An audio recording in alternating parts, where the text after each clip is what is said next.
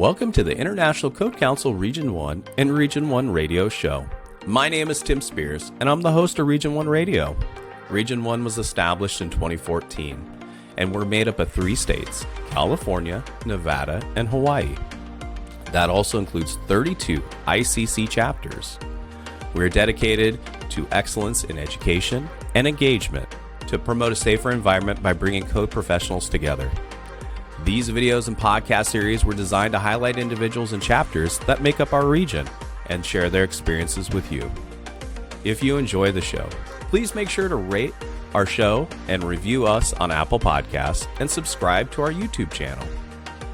Today on the show, I'm excited to have join me Truong Huynh, General Superintendent of Development Services in the Building and Safety Bureau with the City of Long Beach. He is also the Code Coordination Committee Chair for the LA Basin chapter of the International Code Council. Hey, Truong, welcome to ICC Region 1 Radio. I'm happy that we're finally able to connect. We've had a couple times where we've had to reschedule on my part. Unfortunately, things come up and we're both busy professionals, and I'm glad that we're finally able to connect and have a conversation. How are you today? I'm doing good. We finally connected, and this is great. I really appreciate the opportunity to be here and talk to you and hopefully share some of my little background. Yeah, absolutely. I think that your name definitely is is talked about very frequently as we talk about code development, and as we come into Rochester and the Group B, the Group B code set with that coming up. I want to say next week or the following week. I wanted to talk to you to try to get a little bit more about your background and the code development process and those things that you do to help prepare not only just yourself, but also a lot of us within Region 1. So with that being said, can you provide everyone with a little bit about your background and the department that you work for? Sure. Well, let me give probably a high-level overview of myself. Kind of been in this building and safety profession now about 25 years. Wow. 6 years as a plan checker and 19 years, which I would say this is the more grueling part of it, being the supervisor and manager over an operation. So I'm a licensed professional engineer, certified building official, and I kind of started my career more or less in the just so you guys know, I live in the Southern California area, and so LA City tends to be the big boy in the neighborhood here for us. So I started 8 years. Well, everyone's kind of small comparatively, so that's just kind of the way it is down here. But I started 8 years with City of LA as a plan checker there, and about 17 years with Long Beach. I'm currently the manager overseeing our engineering and plan review division here in Long Beach. So that means I have the fun pleasure of overseeing building, electrical, mechanical, plumbing, and interestingly enough, fire in our city. Oh, wow. So that's kind of uncommon, I would probably say, very uncommon. So that's a quick overview. Long Beach, for those that might not know the area, we're just kind of south of LA, and we service a population of, I guess our latest census is somewhere around 467,000. Wow. Just a little over 50 square miles, so that's a lot of buildings. That's a lot of people in there, and the second largest city in the county here, or I guess the 7th largest in California. Just to kind of give a sense of how busy we are. I think this is true of everyone. We're all getting more busy now that COVID's at least kind of rearing itself a little bit, so we're getting a little bit more busy, and, we're kind of anticipating hitting about 11,000 in permits, about 5,000 in plan check type projects, about 60,000 give or take in inspection, and somewhere between 700 and 800 million in construction valuation. So that kind of encapsulates some of our volume and workload and what we kind of get into.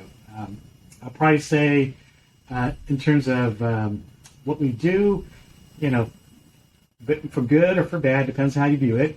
We've got a port here. We've got an airport.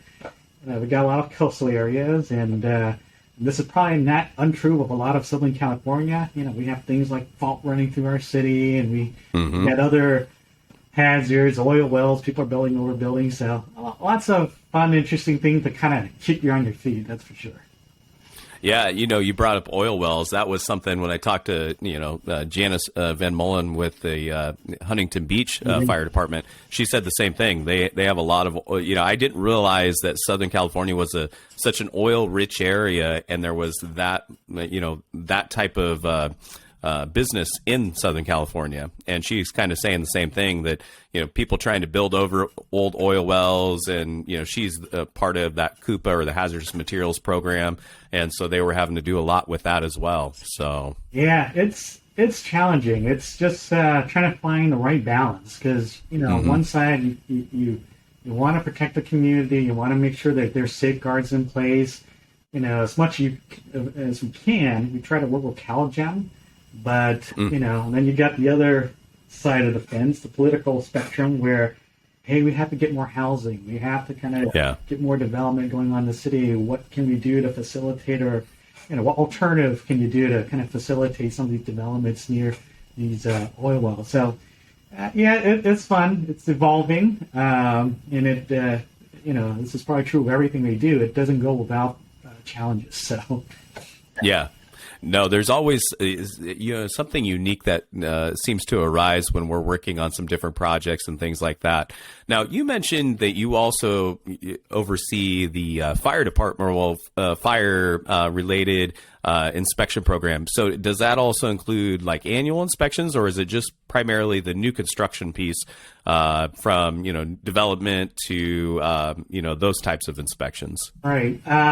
So I'll clarify that. It is related to just new construction. Trust me, I have no business being in CUPA or annual inspection or any of that stuff. So, I will say this, and it's more of kind of like the overall goal. We all want to work together as a team. It doesn't matter if you're in a different department or not. And, fire is a big component of building safety, right? So the city made a decision, well over a decade ago, to house fire staff with building staff so that we are sitting side by side next to each other and working collaboratively. And so it just made it easier to kind of move that component over to development series, which is the department that I'm part of. And so, but I don't know a lot of stuff. I tried to learn fire sprinkler stuff. I'll say that. It was a bit challenging, but, the great part is our fire department partners with us. They have a deputy fire marshal that sits in our office as well to kind of work with them and our fire staff. So it's not like, we're doing these in a vacuum. It's a partnership with our fire department. So it just allows for better coordination when everyone's sitting together and everyone's working together. When you're meeting with customers and you're trying to hash out problems, it makes sense to have the building and fire staff together working with that customer or educating them or trying to figure out how to get them over the hump. So versus, hey, go over there, or you go over there. And so that's more or less the reason or the genesis behind, that shift. But no, everything else, whether it be the inspection side or whether it be CUPA or tanks, no, that's still an arm of the fire department. Okay. Yeah, well, like you just mentioned, trying to get everybody in the same room, right? To, be able to address those problems. Because sometimes, as you mentioned, let's say you have separate entities and, they come to the building department, but it's not a building department related question. Now you have to send them down the street to the fire department to have them talk with the fire department. So like you mentioned, there are definitely some positives to having the, fire and development services at least together to be able to, address some of those questions early on. So that way they don't have to go chasing to find those answers. Yeah, exactly. And I will say it's also fun to kind of sit down and, when there's a differences of opinion about, I don't know, let's say exit or whatever it might be. It's easy to say, hey, guys, here's the rule, and, fire's right in this regard. Or sometimes building it's right. It's making sure we're all, because, they're both looking at the same thing, right? So we kind of should be saying the same thing at the end of the day. So that's where it's great having that collaborative approach when everyone's there. Yeah, absolutely. Well, you mentioned the path that you've taken throughout the course of your career, especially with your work in the city of Los Angeles. But can you describe some of those experiences that have shaped your perspective on code enforcement and how you conduct what you do at the city of Long Beach?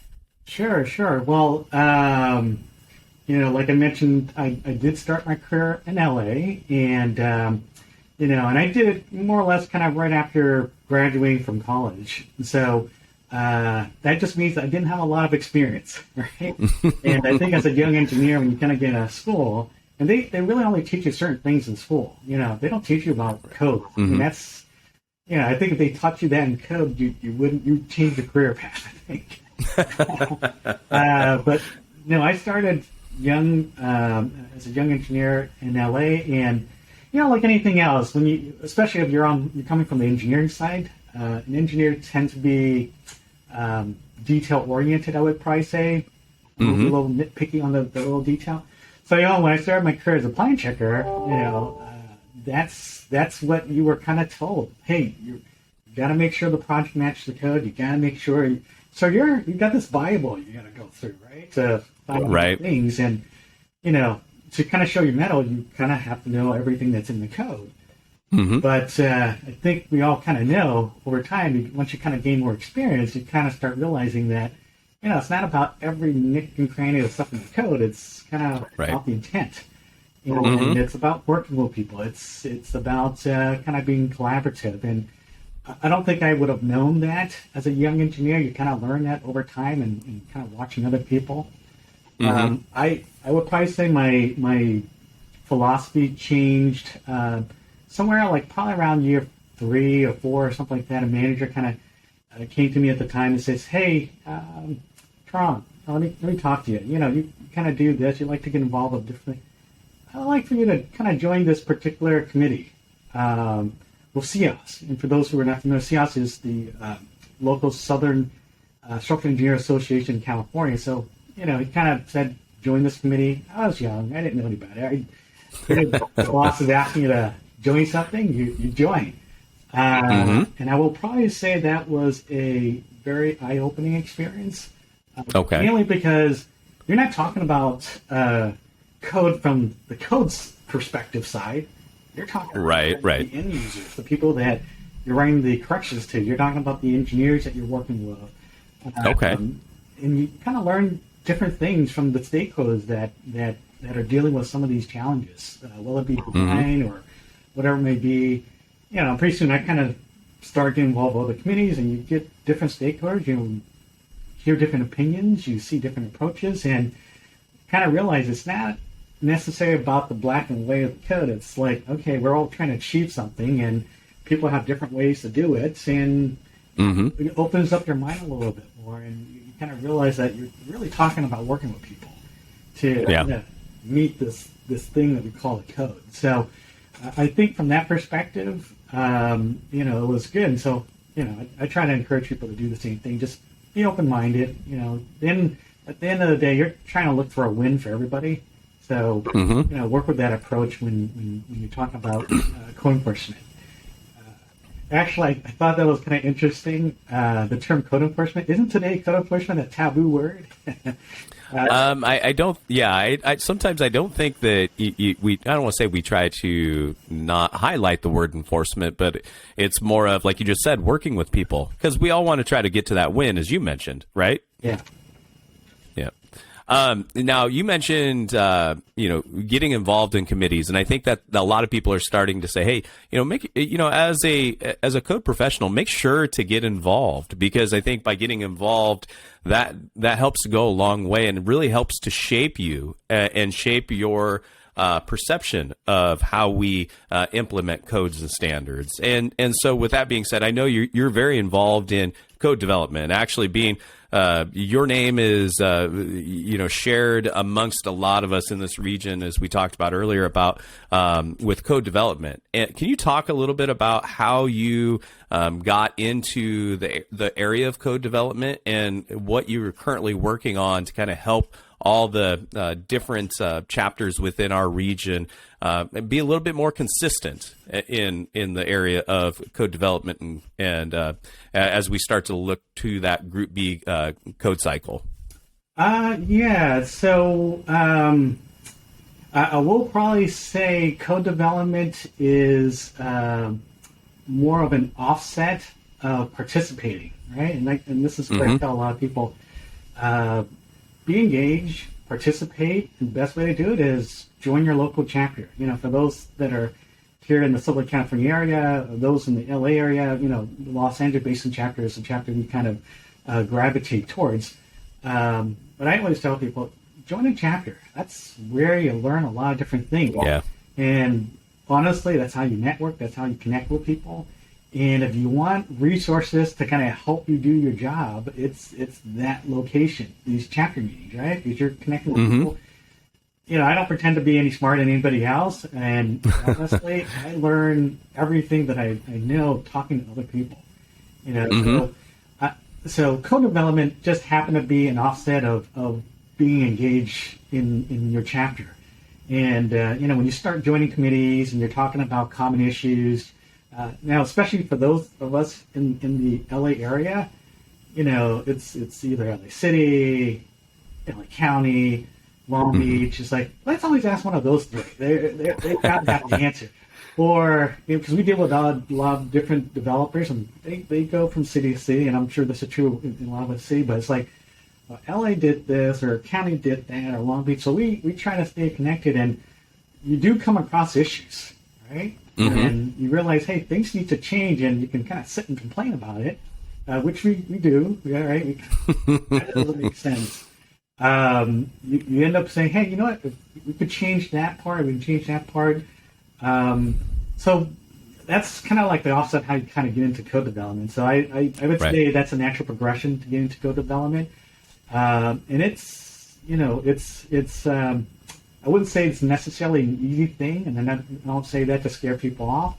But, when you spend time reading the code and enforcing the code and you have to explain it to people, it becomes easier than you think, right? And the more you work with, the easier it gets. So code development, slowly became dear to my heart, not because, the work is hard enough as it is, and you're not looking to add more stuff, but sometimes, you want to change stuff because it makes sense. Or the word, add an extra word here or there, add a, clarifying role, whatever it might be. So I kind of got into code development because of that. And quite honestly, when you talk to different people like Kevin Reinerson or Todd down in San Diego, I am just amazed about the things that they do. And, there's so much like knowledge there. And, it's like, how could I not want to participate, right? When you can get a lot of these background information.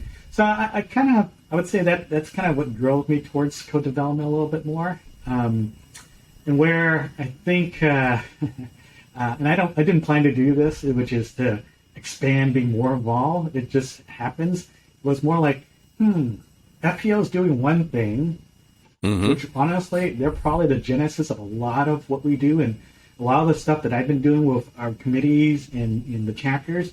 Really, I have to say kudos to the FPO because they're just well organized when it comes to that.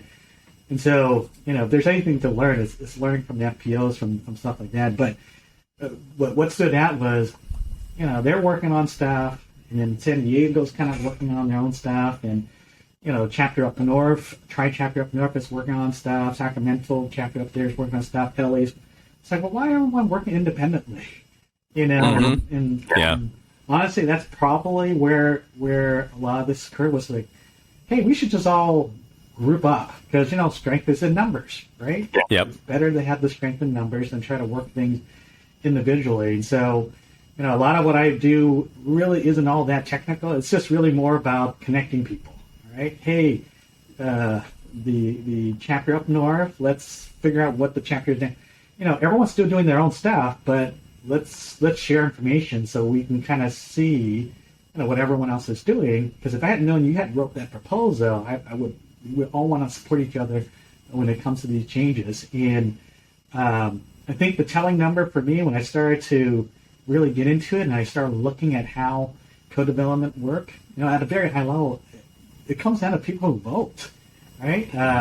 For those of us that are in the code, you kind of realize that sometimes a code change proposal, you might have 200 to 300 people vote. And when you think about that, that's not a lot. 200 to 300 people can sway how a particular direction goes. So, if we just expose more members of our community, I use this as an example a lot in my presentation, which is, you just look at the 3 cities, County, LA, Long Beach, 12, 12, 12, that's 36 vote. That's 10% when you think about it out of 300 vote. And that's only 3 cities. So, you start connecting more cities, more chapters, we have other cities involved, there's a higher chance to make a dent in the code development process. So, that's kind of how, things emerged over the last, decade or so. It's just really connecting with people and working to. That's really code development, just working with other people. So. Well, yeah, like you just said, bringing people together, and you do a great job by bringing people together because we, being part of the Fire Prevention Officers Code Development Group, and working with you, on the building side, and then also, like you mentioned, the Tri-Chapter, and then also the Sacramento Valley chapter as well, by bringing all those people together so that way everybody knows what everybody's working on, or everybody kind of knows that same position that we're trying to take just to be able to make sure that, one, it's going to be, I don't want to say a benefit for us, but it maybe does a better job addressing our needs. And like you just said, building that consensus by bringing those code professionals together. Now, and so you mentioned like support, but also in code development, you mentioned the intent, right? By getting involved in code development, it also helps you understand the intent of the code. We're all going through these reviews right now, and going through the reviews to kind of see how we want to support things throughout the state of California, but also too, throughout the region, because I think that how it impacts us is also going to impact others. And now, granted, we're taking a perspective from maybe the AHJ level or the authority having jurisdiction level. But I do think that many of us, because we are involved in code development, understand how this also impacts business owners and designers and architects as well. Yeah, absolutely. That's the good thing about the code development process is that, there's a lot of different stakeholders involved. And so if something makes it through, it's because there's broad enough consensus on the code official side, the developer side, the builder side, the manufacturer. So, it's a great process. For those of us that go through it, it might be a bit of a slog, but, the end product is everyone gains, right? And, right. And then it repeats itself every 3 years because things change. So you kind of have to, keep up with the times and make sure our code isn't stagnant. But it's interesting to be able to just work with different people with different perspective. And, honestly, if you're involved in code development, it makes it easier for you to then, when you're working with staff or when you're working with the members of the community that you serve, or even, God forbid, you got to work with the legislative people in your city, your council office, your city manager. It makes a big difference to be able to explain things. And at the end of the day, it's really about being able to just communicate, the rules, versus, well, it's in the code, but I don't know, it's just in there, right? It's a lot easier to be able to communicate things to people and explain why. And that goes a long way. It's not always going to solve the problem, but it goes a long way when you're able to explain things to people. Yeah, you just mentioned the why. So I talked to Kevin McOsker with the city of Las Vegas, and he was mentioning kind of that same thing. He said, it's important to know the why. And Kevin's very active in code development as well. And I see him at code hearings. I saw him in Pittsburgh with the last round of code hearings. And he's like getting people in the same room and understanding the why. And he's like, it's always good to go back and watch the testimony at the mic as well. to understand really what the true intent behind that code section or that proposed code change was. Knowing the why and being able to articulate that to a designer or a building owner is so important. So that way you don't defer to the standard. Well, it's in the code and I have to enforce the code. It's important to know why it's an important piece of the code, why it's important to fire and life safety as well. Yeah, absolutely. And, I have to applaud ICC for that, because those videos, it's a lot of work to record all this stuff and store them somewhere. But, honestly, if you've never been to a code hearing and you need to kind of witness it firsthand, I know there's a lot of members of our audience that may not have had that opportunity.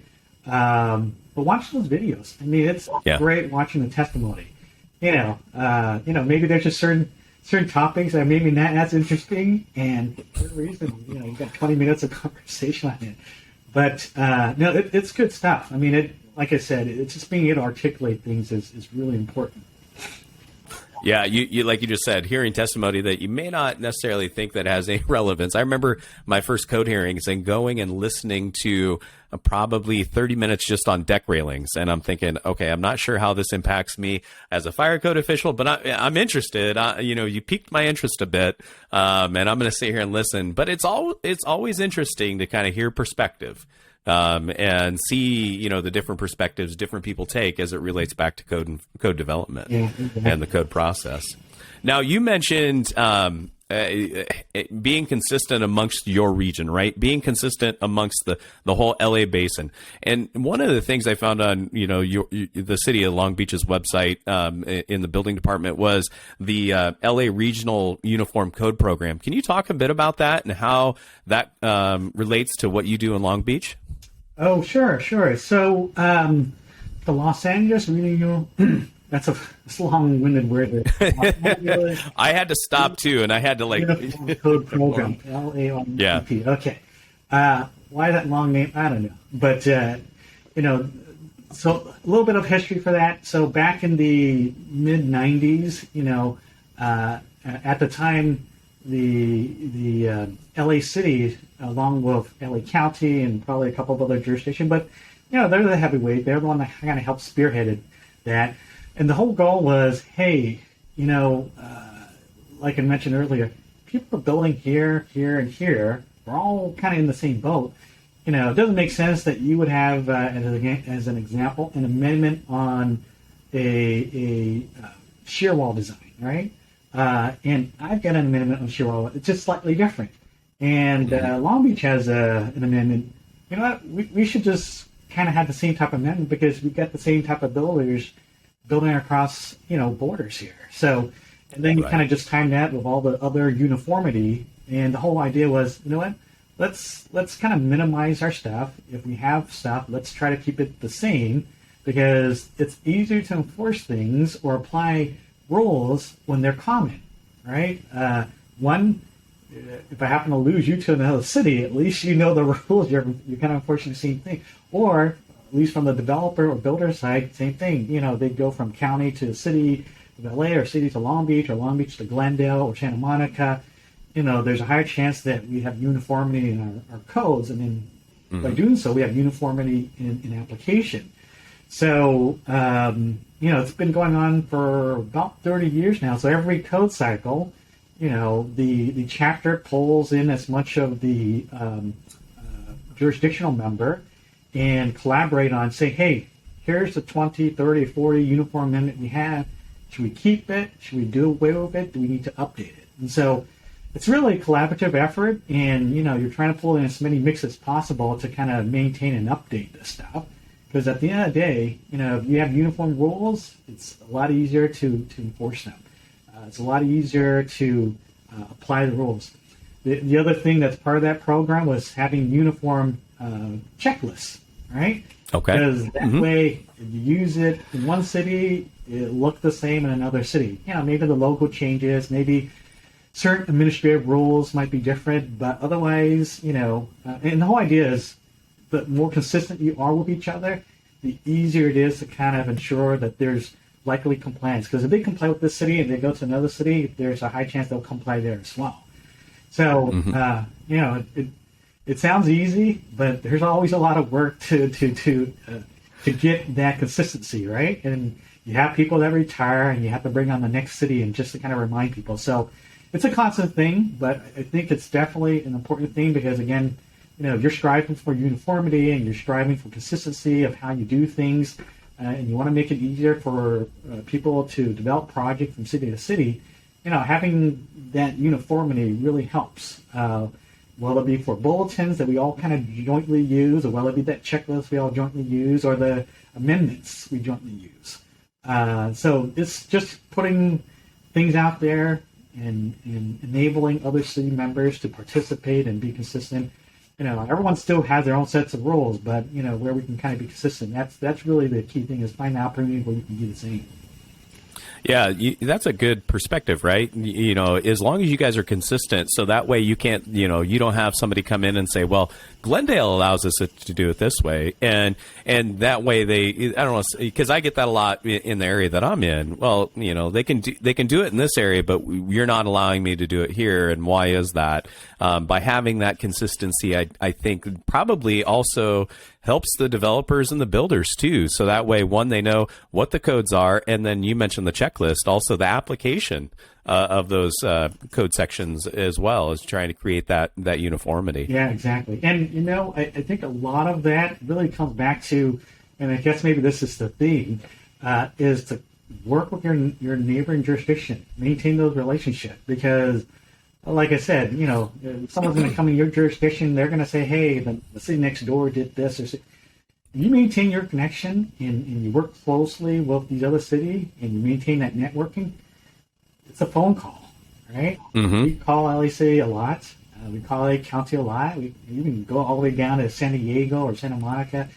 You make those phone calls. It's like, hey, on one hand, you're kind of verifying, hey, is that in fact what you guys do over there? Mm-hmm. We do it differently over here. And sometimes that does occur. I mean, there's different rules sometimes depending on, but for the most part, if it's a generic code requirement and we all have the same requirements, we should kind of almost be on the same page. And this is where the nice part is that, okay, LA City, you do it that way. Okay, it's interesting. LA County, you do it that way. Oh, that's different. We need to all do it the same way. And that's where you kind of then get the coordination, because we know, you do it here or you allow it here. Especially when it comes to code mod. I'll say this part. When it comes to code mod or alternate means method, especially if you're looking to do something, obviously you always focus on your city, but you always worry about creating precedents. And so Yeah. you do something in one city, especially if it's like really different versus it's a slight deviation, they're going to pitch that to another city, and that city will call you. We try to work closely with the different cities around our area so that we can kind of call each other and say, hey, I'm looking to do this. I know if I do this, you guys will see it at the end of the road, kind of deal. Right? Mm-hmm. And a lot of times that's what you kind of see with some of these mixed-use projects, right? There's always some deviation on one thing or another, and if you allow in this city, not to say you shouldn't, but you allow in this city, let us know, because we'll start seeing it here. You'll start seeing it in the county. So that's where it's really helpful to kind of just have that coordination. That way you can kind of fact check each other, right? But at the same time, be each other's support, because they might deal with a certain perspective that you're not aware of, and you might be dealing with something that they're not aware of. And as long as we're kind of crossing and sharing information, everyone benefits. So it's good to kind of have that, and hopefully it reduces some of that. They do it there, and then we don't do it here, kind of a conversation. Right. Now, is that part of the function of your you being the code coordination committee chair for the LA Basin chapter? Is that part of what you do to be able to kind of coordinate maybe some of those things where there might be a deviation? Is that part of what that committee does to try to maybe work on a little higher level of consistency in the region? Yeah. So just a background for the listeners. So I chair the Los Angeles Basin Chapter's Administration and Code Coordination Committee. There's a couple of different committees. There's the Structure Committee, there's the Fire and Life Safety Committee. So my committee is really more focused on administrative issues or code-related issues. So, we use that committee as a forum to kind of bring up stuff. hey, this is what we come across, right? And then you try to get that perspective. It's not necessarily the main goal. I mean, there are a lot of other administrative stuff, but that's why we like participation. We like people to join committees because someone's going to have some kind of issue that they'll bring up. Just at a committee meeting 2 days ago, and one of the topic was gender-neutral restroom facility, right? And West Hollywood brought it up. Everyone kind of deals with it, but I guess if you've been over at West Hollywood, brought it up and it's like, I was not aware that there was a Senate bill 1194 that was recently introduced that's covering that topic. And then before you knew it, you had Santa Monica weigh in and a couple of other. So sometimes, through participation with committees, those kind of topic comes up and you realize like, hey, I'm not the only one that deals with it. They're dealing with it and that city's dealing with it. And, if it's something that all of us are dealing with, hey, you know what? That might be a topic we might want to circle our wagon around. So, sometimes it's that way, and sometimes it's just, again, you participate in chapters and you maintain network with people. You're not afraid to give a call over to those different cities. Right. I got your number now, Tim. I'll make call. Well, if you ever need any fire stuff, you can. I'd recommend calling Kevin Reinerson. I work a lot with Kevin on the Building and Fire Code Advisory Committee. He's amazing. Every so often, Tim. He's kind of great resources. I don't know how you get all that knowledge in his head. I don't either, and he has been. It's one of those things that he has been in the industry for quite a while, and he is definitely. He understands the process well, and he's working a lot now with like photovoltaic systems as well. And he's definitely very involved, and he does fantastic work, especially as it relates back to code development, and really help provide perspective up for the FPOs as well, as it relates back to code development. Now, talking about the committee, the LA Basin Code Coordination Committee, now I know you guys also, we talked about it kind of briefly earlier, but being able to get everybody on the same page and be able to pull things together. Now, I also know on the LA Basin website, there's a section where you accumulate everybody's proposals, or not proposals, but guides, voting guides. Can you talk a bit about that and where people can find that information? Should they want to know maybe how, the state or the region really looks at different code proposals? So, like I mentioned earlier, the goal is to kind of connect as many chapter participants. Because our main goal is, people are going to the code hearing. It's also helpful to kind of know where people kind of stand, one of the main thing that we did in order to kind of help highlight what people are doing is to kind of capture what their perspective is, or their voting position, if you will, on a particular code change proposal. So, being an engineer, spreadsheets the thing to do, right? So what we've done was to create an opportunity for the different organization or chapters. Because, I'll use FPO because, they're great. They're so well coordinated. They have different participants. They divvy their work up, and they have positions, and this is true for everybody. You may have initial positions, and it may change over time once you hear more testimony.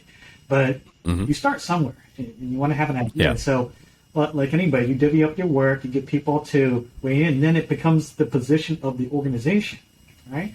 And now I'm not an FPO. I wouldn't necessarily know that unless, the FPO shared it. And that's one of the things that we try to do is for the organization that can, we want to be able to highlight their work, right? Because one, we want people to know what they're doing. Two, we want to engage other people because they need to know there are other people doing this stuff and that they can join the effort. And so we captured different organization or chapters position, FPOs, the LA chapter, any of the other chapters that are participating.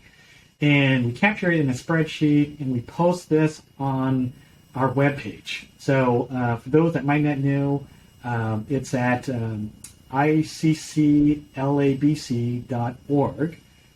Go to that chapter webpage, go to the Code Coordination Committee page. there is a link to the spreadsheet. And that'll show you everyone's voting position over time, right? And the reason why I say over time is because we're still in the early phases of it. People are just still reviewing code changes. And over time, by the time we get to the end of the year, you'll start seeing more voting positions because you get more people involved in that, or rather formulated positions on what they are. And the great thing there is, especially for those that are not heavily involved yet, they want to be involved, but they're not sure. They're reviewing code changes for their city or for their chapter, and they're not sure. It's great to kind of see where everyone stands. So, like, for example, if you see a particular code change proposal and there's like 5 chapters that weigh in on it, and you see, why are they all for or against something? Maybe it makes them think about that a little bit more. They might read it, and there might be something to it.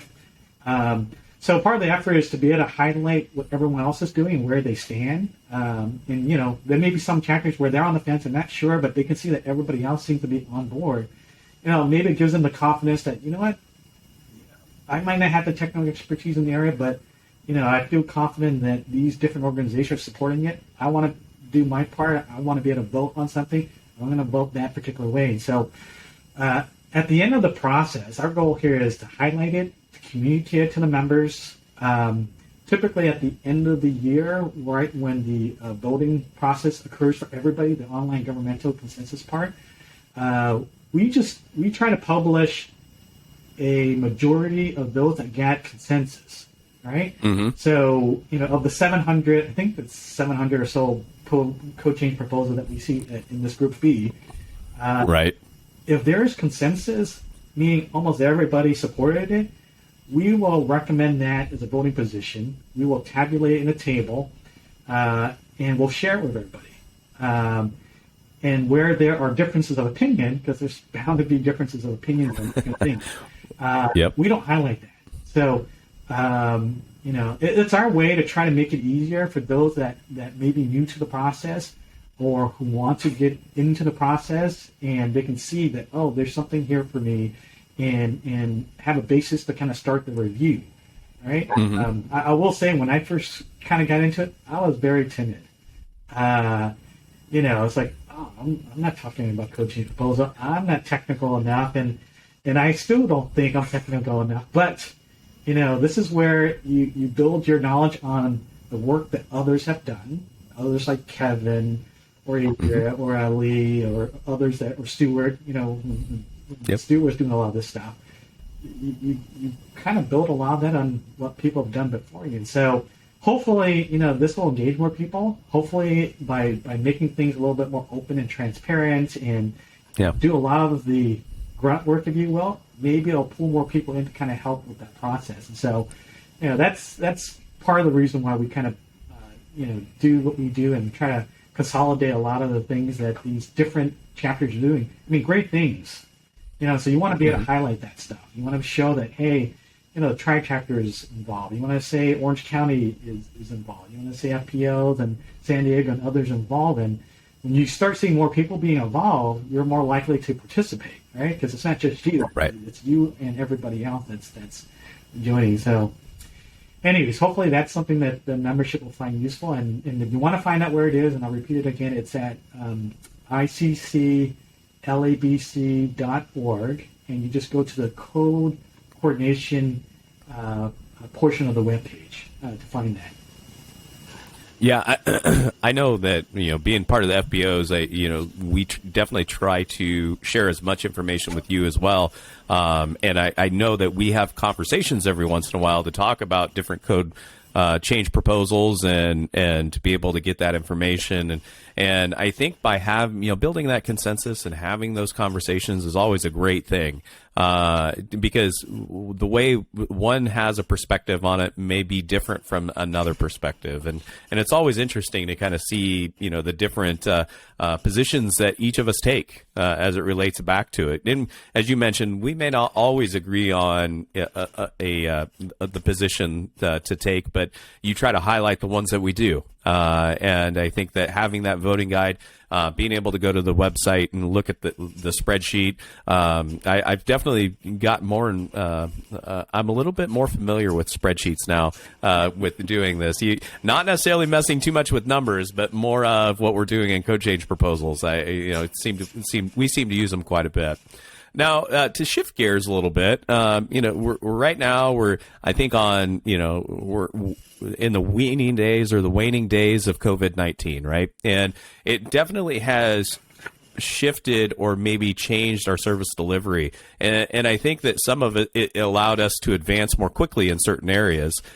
So what are some of those ways that you in your department have adapted and maybe changed your service delivery to continue with effective delivery of services?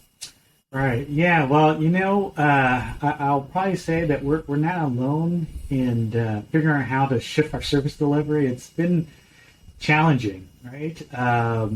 So part of it, and this is not unique to just Long Beach. I'm sure this is true of everyone. So, for us, we definitely had to pivot to remote service. Our city hall shut down, and it's crazy to kind of think back on that when it happened. But city hall, across California and elsewhere, we all shut down.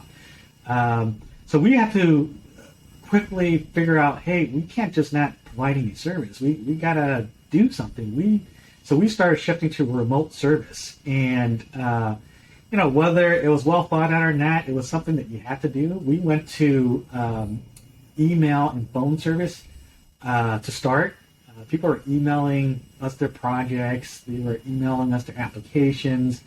We eventually had to also shift how we were doing our work because, at a certain point, you weren't even in the office, right? The whole concept of remote work. And so, like a lot of jurisdiction, we kind of shifted to electronic plan reviews. We started using more online tools to do our work. No more hard copy plans.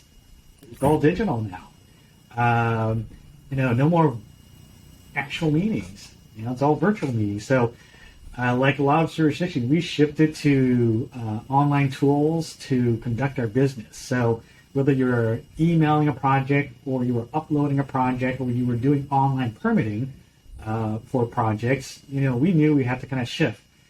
It was kind of painful. I mean, at the end of the day, while it's great to be able to do things and use a lot of technology, you also have to have the people that do these technology available. We weren't the only department. There were a lot of different departments that needed technology, remote sources. But, given the pains of the early days, we're kind of now in the digital age, right? So, like I said, we do a lot of our reviews now electronically. We are now doing some online permitting. We do a lot of virtual meetings, maybe too much, but we do a lot of it. Outside of that, we also have to start thinking about how we provide certain types of services. Like, for example, before, when you came in for certain projects, you might have had to review a project. We started shifting to more checklist type approvals. And what I mean by that is, we'll have a checklist with a laundry list of questions, and if they answer all the questions that, yes, they did A, B, C, D, F, G, whatever it might be, you were issuing the permits, and really to do something like that, you really got to work with your inspection team. So that was a change in the way we kind of did things in order to be able to approve or issue things that will maybe less reviews. Solar is a good example of that. EV projects. So there are a bunch of other stuff that we've kind of changed because of that. Now, COVID isn't completely gone. I know it's kind of receded a little bit. We are providing more in-person services, but we've also started to, we've been implementing appointment type services. So you don't just show up anymore. You're making your appointment, right, depending on what it is. You come in on your scheduled date and time. And people really like that. I mean, before COVID, we had people who come to our public counter and they would sit around 20 minutes, 30 minutes, an hour, depending on how busy that particular day was. Now you make an appointment, you show up, and 2, 3, 4, 5 minutes later you're being served. So for us, that'll probably be something that's going to stay. In addition to the walk-ins, because now that we're opening up a lot more. So it's interesting times, and pivoting to some of these electronic stuff. I can see us kind of sticking with a lot of these tools that we've developed since. Yeah, I mean, you just mentioned how it really has helped us be, I don't want to say more efficient, but I do think that there has been some efficiencies that have been built into this overall transition or pivot in service delivery.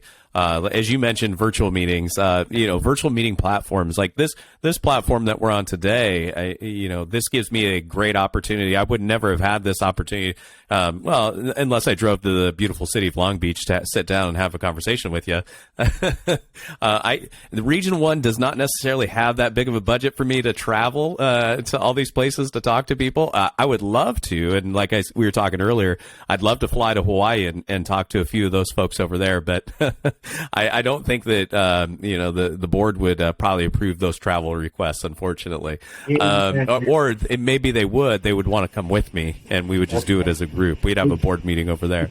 But I will say that there are electronic tools, as you mentioned, that have just allowed us to be more effective and efficient. And I like the idea, like you mentioned, about scheduling appointments.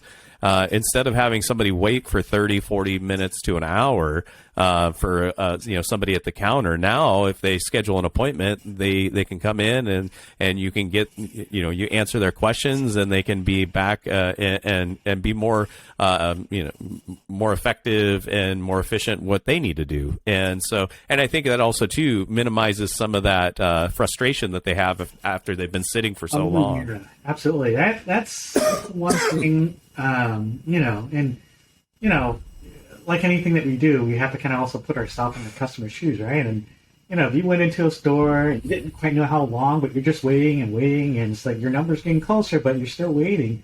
Yeah. It does get kind of frustrating. So, not to say that even the appointment system is perfect, but, the customers that are using it, they like it. They hope we never go away from it, right? Because at least, they know certainty in terms of when they need to be there and when to show up. They can plan around it, and, no sitting around waiting, so I think from that perspective, it's great, but then there are some people that, hey, I just want to show up and I don't want to make an appointment. I just want to show up, and because, for some customers, they're willing to wait because they got to get something taken care of. They don't want to wait for the day appointment or the appointment 2 days from now, right? Another customers, so it kind of depends on your constituent in your customer base, right? So I think right now we're kind of in a hybrid where we're doing both. So for those that really want to walk in and they're okay waiting, all right, that satisfies that group. And for those that hate the waiting, they're okay if it's 2 days later, but they want an exact date and time that they can plan around. Most them as well. So the challenge is really going to be on staff being a service bulk, right? So right. It's always on the staff to kind of manage stuff. But honestly, you reduce some of that frustration. You never eliminate them, because there may be still code issues that do. There may be a fee that you kind of have to pay, or there's a process that you may still have to deal with. But if you can, the key thing is to remove one more thing that they're going to get upset about. So yeah, try to make it, remove a layer if you can, right? And so many people talk about red tape and bureaucracy, but I think that you're doing it right, just like so many of us others are trying to do what we can to be able to get them, to move forward with their project. And we talked about that earlier. And what does that look like? So that's all good things. Well, Truong, you have been extremely gracious with your time. I mean, we're we're approaching an hour. But before we end, one of the things that I always like to ask guests that I have on the show is, how do you engage with ICC? With this being Region 1 podcast, I always want to know how you're involved in ICC and maybe some of those other things you engage with. So in terms of engagement with ICC, I will say this, and this is really on people at the end of the day. Yeah, you just have to want to engage, right? Whether it's ICC or your chapter or whatever it might be, you just want to engage. And so, for me, it's easy to do that, mainly because, I like talking to people like yourself, Tim, and Kevin, and a lot of the other people that are in the profession. And, when you engage with ICC, you eventually, through that type of networking, you come across with other people. Right. So, I usually encourage people as much as possible, join your local chapter, right? That's the first step to be engaged with ICC, join your local chapter. And for those of us that are on the West Coast, and for those that know Susan Dowdy, she has a great resources. She tries to go to all these chapter meetings. And honestly, I would say it's people like Susan and her predecessors that are in that governmental relationship role that really gets you connected to ICC. A lot of times I don't know certain things, and Susan just mentions a few things here and there, and I was like, did you mention that because you want me to get involved with something? But no, honestly, she's a great resource, and that's the first step to get engaged with ICC, and then from there, you get connected to joining, whether it be BCAC or any of the other committee-related stuff that ICC does. So, no organization's perfect. ICC's not perfect. I mean, even our local chapter's not perfect, but I always stress the importance, which is, you have other people you can work with. You're going to know something, they're going to know something, someone's going to know something. And so the more engaged you are with other people, the more you're going to find something that you didn't know about from somebody else. Yep. So, that's the one thing I usually stress. And so when we talk about engagement with ICC, it's easy when you think about it from that perspective. Selfishly, I will say, when you engage in that particular way, it's because you're looking for information, right? And so, especially when you're kind of trying to deal with customers, or you're trying to deal with particular code issues, or your boss is asking you about something like, well, what else does everyone else do? You have no idea unless you go talk to all these other different people. So, from that perspective, it's great having that engagement with ICC because you're connected to all these different people that helps you along the way. So, if you want information and you want to be connected, that's kind of the way to do it with ICC. So, that's kind of how I kind of got involved, and that's just one more thing to stress to people. If they want to get involved, that's the way to do it. Yeah. No, I like you just said. It could start for a selfish reason. Like I'm kind of the same way. Sometimes I'm looking for information, but the way that I can get information is if I get involved and I become engaged in all of these other functions. And actually, that's probably why I started this podcast, because I get to talk to people like yourself. And people that are really industry leaders, and people that I really respect and admire for their levels of engagement. I've reached out to a lot of folks and had these conversations, and this is a big learning experience for me, because then I can be able to talk to them and kind of get their perspectives on different questions that I ask. So that's. As you mentioned, the selfish thing, that's probably a selfish thing for me, are these podcasts. So, Truong, is there anything else you'd like to add before we wrap up today's show?